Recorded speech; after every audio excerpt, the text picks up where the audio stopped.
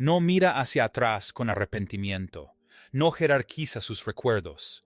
Paul McCartney simplemente recuerda y el mundo se siente más cálido.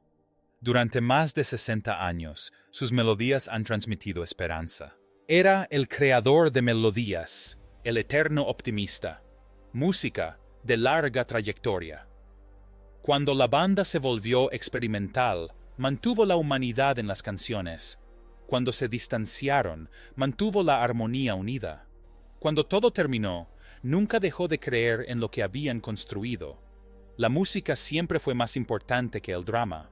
Pero, ocultos entre todos esos éxitos, todos esos clásicos, hay momentos que aún lo emocionan. Canciones que le recuerdan por qué empezó, por qué 4 chicos de Liverpool lo cambiaron todo.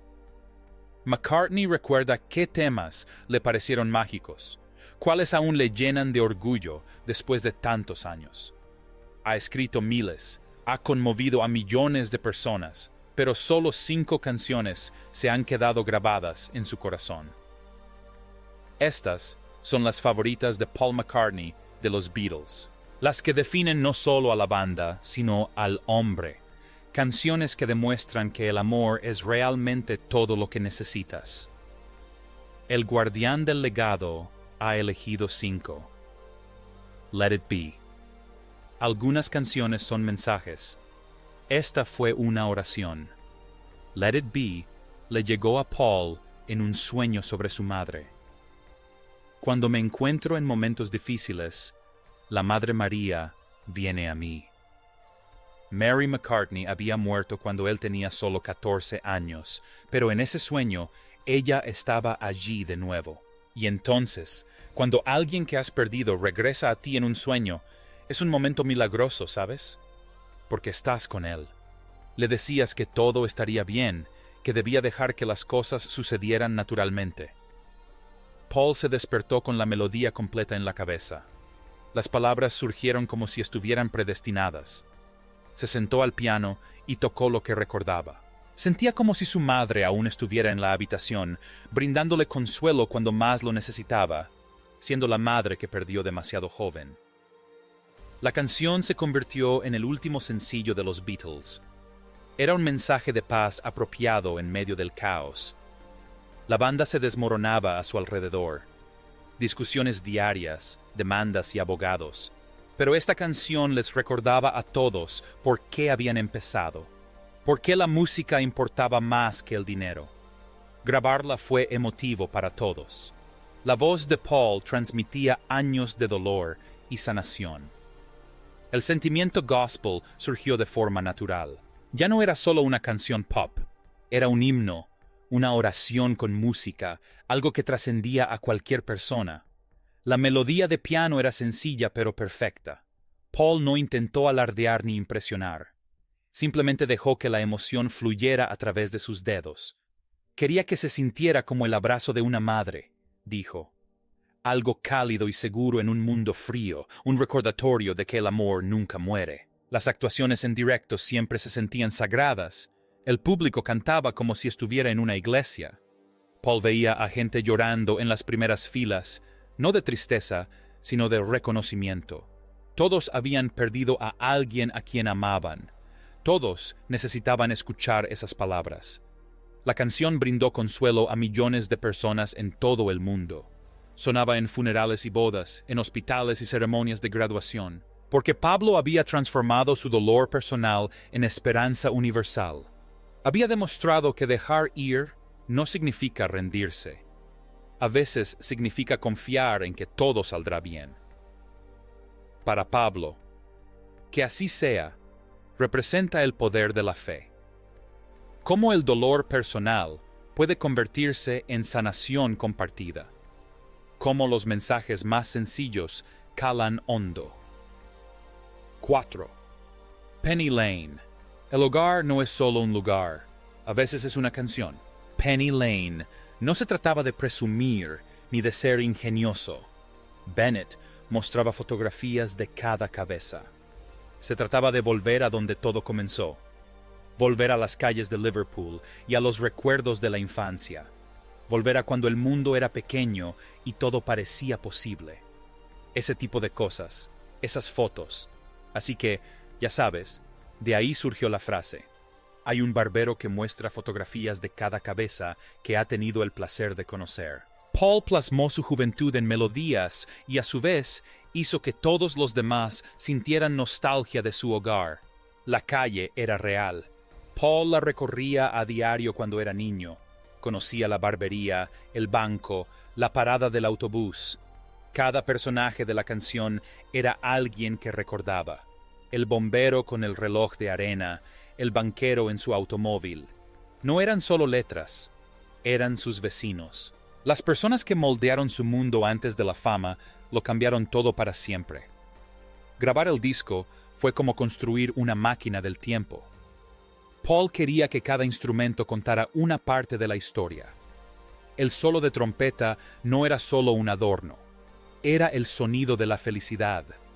Las armonías no eran solo bonitas, eran hermandad. Cada detalle importaba porque era su infancia plasmada en vinilo, su regalo para todos aquellos que añoraron su juventud. La canción se convirtió en algo más que nostalgia.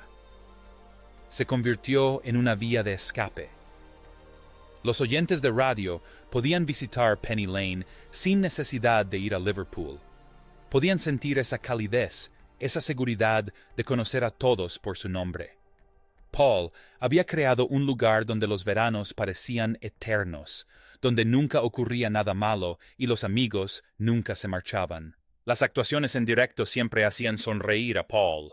Podía ver al público soñando con sus propios rincones mágicos, sus lugares especiales a los que el tiempo no podía llegar. La canción lo conectaba con fans de todas las generaciones porque todos tenían un lugar al que querían volver, un lugar que se sentía como en casa. Para Paul, Penny Lane demuestra que los pequeños detalles crean las emociones más intensas, que crecer no significa olvidar de dónde vienes, que a veces la mejor manera de avanzar es mirar atrás con amor en lugar de arrepentimiento. 3. Ayer, los sueños no suelen venir con melodías. Este sí. Paul se despertó una mañana con una canción completa en la cabeza. Cada nota estaba ahí. Cada palabra sonaba bien. Corrió al piano, temiendo que se desvaneciera. Lo que salió fue ayer. Ayer. Todos mis problemas, lo más honesto que jamás había escrito. Una canción tan personal que le daba miedo compartirla. Al principio pensó que se la había robado a alguien. La melodía era demasiado perfecta, demasiado completa. Se la tocó a sus amigos, preguntándoles si la habían oído antes. Nadie la había oído, pero todos sentían que debían haberla oído.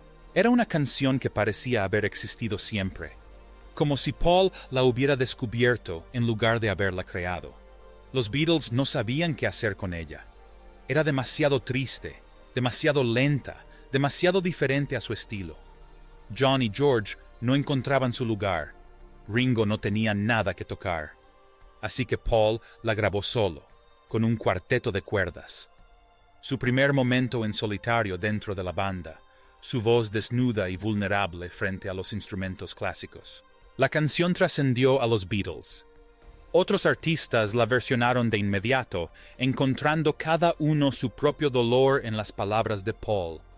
Ya no se trataba solo de un amor perdido, se trataba de tiempo perdido, oportunidades perdidas, personas perdidas, versiones perdidas de uno mismo que jamás se podrían recuperar. Todos tenían su propio ayer del que no podían escapar. Paul aún la interpreta de forma diferente cada vez, a veces silenciosa y quebrada, a veces fuerte y receptiva. La melodía nunca cambia, pero la emoción siempre. Porque ayer no es solo una canción, es cada arrepentimiento que alguien ha cargado, cada momento que desearían poder revivir o deshacer. Para Paul, ayer demuestra que la vulnerabilidad crea conexión, que las canciones que más miedo te da compartir suelen ser las que la gente más necesita escuchar. 2. Un día en la vida. 4 mentes se convirtieron en una, y el resultado cambió la música para siempre. Se suponía que un día en la vida no funcionaría. Paul tenía un fragmento de canción, John tenía otro. Dos historias diferentes, dos estados de ánimo diferentes. No había una forma obvia de conectarlos. Escribimos esa pequeña sección como me encantaría nos miramos el uno al otro. Pero de alguna manera, como por arte de magia, los Beatles lograron que las piezas encajaran. Lo que surgió no fue solo una canción. Fue una revolución disfrazada de disco pop. La parte de John surgió de leer el periódico. Vio una noticia sobre un accidente automovilístico, otra sobre baches en la carretera. La vida real se convirtió en poesía. La tragedia cotidiana se embelleció a través de la melodía. Su voz era distante, casi flotante, como si estuviera informando desde otro mundo. Paul supo de inmediato que esta no era una canción más de John. Era algo más profundo, algo que requería un manejo cuidadoso para alcanzar su máximo potencial. La parte de Paul era completamente diferente. Animada, dinámica, llena de vida y movimiento. Un hombre preparándose para ir a trabajar, tomando un autobús, viviendo un día cualquiera. Pero cuando unieron ambas partes, ocurrió la magia. Lo ordinario y lo cósmico colisionaron. Vida y muerte, rutina y misterio. Todo unido por ese famoso crescendo orquestal que aún hoy eriza la piel. Grabar la orquesta fue puro caos y pura genialidad. Les dieron a 40 músicos clásicos una instrucción sencilla. Empezar con la nota más grave que pudieran tocar y terminar con la más aguda. Cómo llegar allí dependía de ellos. El resultado fue algo nunca antes escuchado. Ni clásico, ni rock, sino algo completamente nuevo, propio de los Beatles. La canción demostró que ya no eran solo una banda de pop. Eran artistas, experimentadores, soñadores que podían arriesgarse y sacar provecho de ello. Las emisoras de radio no sabían qué hacer con ella. Los críticos lo tacharon de pretencioso, luego de genial. Pero Paul sabía que habían creado algo especial, algo que demostraba lo que 4 amigos podían lograr cuando confiaban plenamente los unos en los otros. Para Paul, un día cualquiera representa la cúspide de la colaboración. Cuando los talentos individuales se convierten en algo mayor que la suma de sus partes, surge la luz.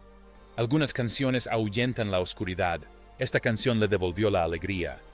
Here Comes the Sun ni siquiera era de Paul, pero se convirtió en su tema favorito de los Beatles. George Harrison la compuso durante un descanso de las reuniones de negocios y las tensiones de la banda. Estaba sentado en el jardín de Eric Clapton con una guitarra acústica, disfrutando del primer día cálido de la primavera.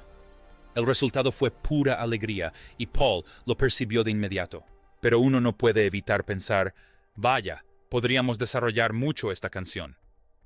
Desafortunadamente, ahora tengo que hacerlo a mi manera. Así es como se suponía que debían sonar los Beatles cuando todo lo demás parecía complicado. George siempre había sido el callado, el buscador espiritual, el que encontraba paz en las cosas sencillas. Esta canción capturó todo eso en 3 minutos. La letra era casi infantil en su alegría, y precisamente eso era lo que la hacía perfecta. Después de años de arreglos complejos y temas profundos, esto era algo que simplemente celebraba la vida. Paul supo al instante que esta era la obra maestra de George, y se sintió orgulloso de haber contribuido a hacerla realidad. Grabarla fue como una terapia para toda la banda. Las tensiones se disiparon mientras trabajaban en las armonías. Las líneas de bajo de Paul danzaban alrededor de la guitarra de George como viejos amigos que se reencuentran.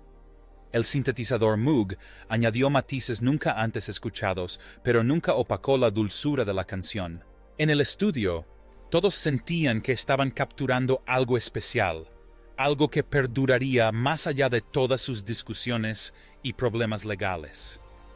La canción se convirtió en un consuelo para todos. Las emisoras de radio la ponían en los días difíciles. Los DJ de bodas la usaban para las ceremonias matutinas. Los pacientes con cáncer la solicitaban en los hospitales. Paul vio cómo sanaba a la gente de maneras que jamás imaginó. George había escrito algo que trascendía la música y se convertía en medicina. Un recordatorio de que, por muy oscuras que se pusieran las cosas, la primavera siempre volvía. Paul todavía se emociona al tocarla en directo, no porque sea triste, sino porque transmite una esperanza pura. En un catálogo repleto de canciones de amor e himnos revolucionarios, esta sencilla celebración de la luz del sol destaca. Le recuerda por qué empezaron a hacer música, no para ser famosos ni ricos, sino para hacer que la gente se sintiera mejor consigo misma. Para Paul, Here Comes the Sun representa la amistad, el optimismo y la fuerza de creer que el mañana será más brillante que hoy. Para él, una canción no es buena hasta que hace sonreír a la gente. Estas 5 canciones representan su corazón, su fe, su hogar, su honestidad, su colaboración y su esperanza. El optimista que transformó el dolor en sanación, los recuerdos en magia. Juntas, demuestran por qué los Beatles siguen siendo importantes 50 años después. ¿Qué canción de los Beatles te alegra más? Comparte tu favorita en los comentarios y suscríbete para descubrir más leyendas de la música.